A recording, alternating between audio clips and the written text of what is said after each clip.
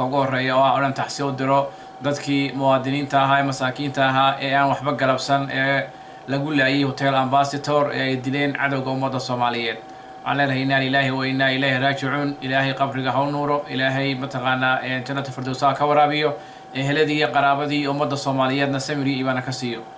waxaan leenahay waa in la ogaado cadowga ummadda Soomaaliyeed waa in lagu baraarugo cadowga ummadda Soomaaliyeed ay tahay in lagu baraarugo weeyi taasi waan leeyahay taas sheegaya ta kale waxaan rabaa inaan ka hadlo in yar maamul goboleedka Hargeysa iyo dhibta uu ka wado gobolka Awdal musabixi oo kamid ah dadkii xasuuqay dadka ku nool gobolka Awdal hormuudka ahaa isagii Axmed Maxamuud Siiraanyo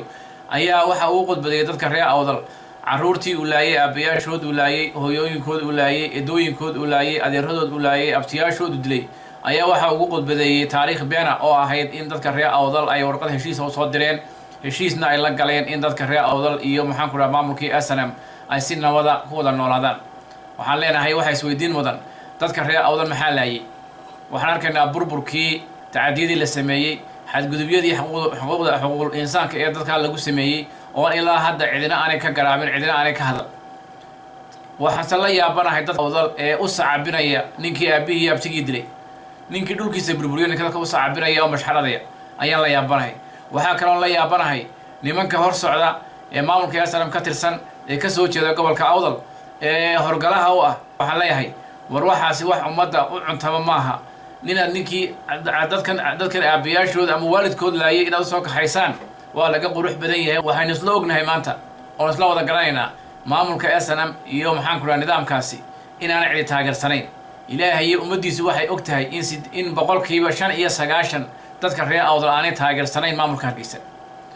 haddii ay reer Awdal taageersan yihiin ama haddii ummadaha reer waqooyiga axwada leeyihiin maxaa keenay Khaatume State maxaa keenay Awdal State maxaa keenay Maakhir State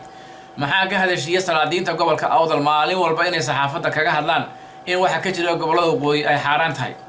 maxaa ka hadashiyay maxaa ku dhaw ogaaskada ee ka soo jeeda boqorada ka soo jeeda gobolada waqooyi ee maalin walba ka hadlaya cadaalad darrada ka jirta gobolada waqooyi inay tahay ama waxaan la qarin karin inay tahay heerka ay gaadheen heerkii ugu sarreeyay ay gaadhay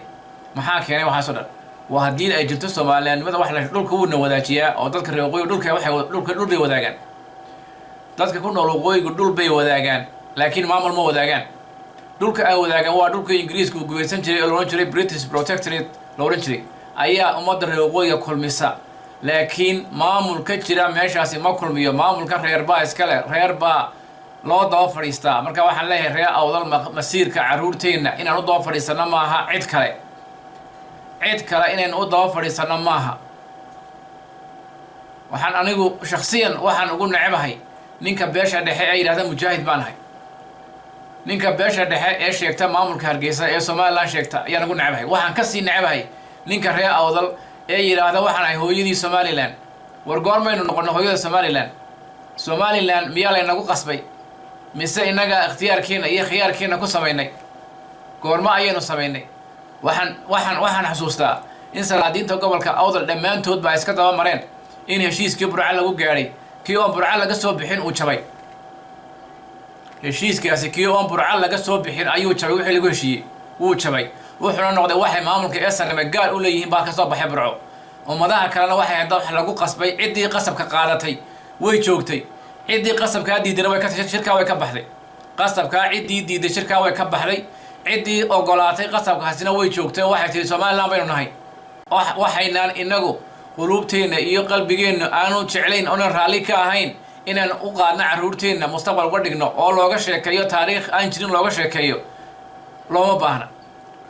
maamulka Hargeysa waa maamul reer leedahay inaan mataqaanaa durbaan beena iyo been isku sheegin oo caruurteena ayaan taariikh beena loo dhigin baa jira taariikhda baalmadow ka jira oo ka soo jeeda gobolka Awdal nimankaasi oo u tafaxaytay inay taariikh beena inay maxaan ku dhahdaa system beena dhabarka ku sidaan degta ku sidaan oo u soo waaridaan shacabka reer Awdal taasi socon mayso in shacabka reer Awdal afar qof ay u soo waarido xukun iyo nidaam ay beeri leedahay ninkaasi waa nin mataqaana aanu shaqaynayn ama aanu danaynaynin shacabkiisii iyo caruurtiisii iyo ilmihiisii aanu danaynay waa nin u danaynaya beel kale oo ka xishoonaya nin ay saaxiibo yihiin oo ka xishoonaya nin ay maxaan ku qaraabo yihiin oo ka xishoonaya nin systemku meesha uu keenay ay wada shaqeeyaan waxaan leeyahay taariikhda beenta ummadda loo dhigayo waa inaynu ka digtoonaano ubadkeena waa inaynu uga tagno mataqaana dhaxal uga tagno sharafteena iyo karaamadena waxay ku jirtaa inagoo qaadana calanka Awdal State inagoo midayna ummadda Soomaaliyeed inagoo ka hadalna danaheena iyo xuquuqda aan ku leenahay ummadda Soomaaliyeed la wadaagna Somaliland waxa weeyaan waa system ay beelay samaysatay dadka reer Awdal meel ay ka soo galaan systemkaasi ma jirto waxaan ognahay in maamulka waxaan ku raada waxaan ognahay in gobolka Awdal uu noqday meel ay maamulka Hargeysa isku sawiraan marka ay ka hadlayaan horumarka iyo waxa ay dadku sameysteen waxay iyagu sameeyeen oo systemka meesha ka jira uu sameeyay maaha waxa sameystay dadka reer Awdal ayaga ayaa gacmahooda ku sameystay in badanna waan ka hadalnay inaan u sheegno dadka reer Awdal haddii ay isku tashan lahaayeen oo ay calankooda iyo maamulkooda samaysan lahaayeen waxay noqon lahaayeen imaarad ka mid ah imaaradaha carabta yacni dhinac walba dad iskaga filan bay noqon karay lahaayeen haddii ay iyagu isku tashanayaan waxaa maanta laynagu maamulaa waa cashuurteennii baa laynagu maamulaa warka waxaan leenahay war cashuurteennii laynagu maamulaa dhaqaalaha beesha caalamku bixisa laynagu maamulaa yaa inoo diiday inaga in beesha caalamka dhaqaalaha aynu ka helno iyo waxa inagu aynu soo saarno inaynu isku maamulno yaa inoo diidan lama huraan waa caws jilaal maamulka Awdal State in la hagaajiyo oo hareeraha la qabtaa loo baahan yahay taasaan kaga bixi karnaa dhibta iyo tacadiga iyo mataqaana iyo eedaadka dadka reer Awdal State baa haysta waxaan ku soo gabagabanayaa hadalkayga gabay u tiriyay waxaan ku radaa gabay u tiriyay Bashiir Sheekh Cumar Good gabaygaasi oo ka xasuusto dhowr eray oo rabo oo aad u qaaliya waxaan rabaa intaa inaan ku soo gabagabiyo hadalkayga dhowrka eray gabayga ku jira wax kamid aha marka waxaan leeyahay adoo diidi karaya dirir oogi karaya wahsi looma duloobo السلام عليكم ورحمة الله تعالى وبركاته